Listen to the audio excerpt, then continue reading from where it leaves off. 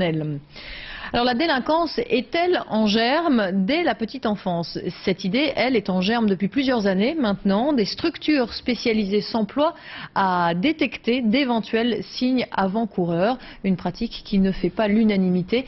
Le reportage d'Emmanuel Lagarde et Christelle Jorion.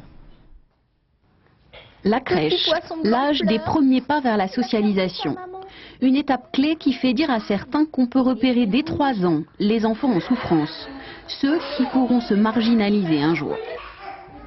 Un enfant qui mord, pas une fois bien entendu, pas de temps en temps, mais régulièrement, dès qu'il est contrarié, il casse, il mord, il tape, il faut l'aider.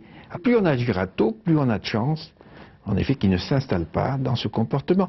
Le but est de les aider et d'aider leur famille. Alors tout sera dans la façon de le présenter, évidemment, il faut qu'on fasse un effort pour comprendre aux familles qu'on va les aider. La détection précoce des troubles du comportement. L'idée avait fait bondir nombre de spécialistes de l'enfance. Selon eux, on a tendance à confondre agressivité et prédisposition à la délinquance. En rose, tu vas dessiner un bonhomme qui fait plein de bêtises. Pourtant, les repérages existent déjà. Ce petit garçon de 5 ans, parfois agressif, a besoin de venir régulièrement ici chez la psychologue. Mais elle craint que la détection systématique ne stigmatise les enfants.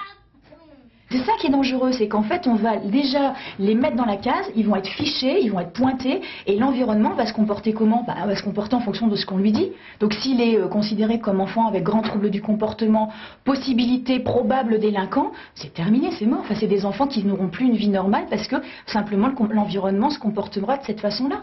Un écueil à éviter en gardant à l'esprit qu'une fois l'adolescence venue, il est souvent trop tard pour changer les comportements.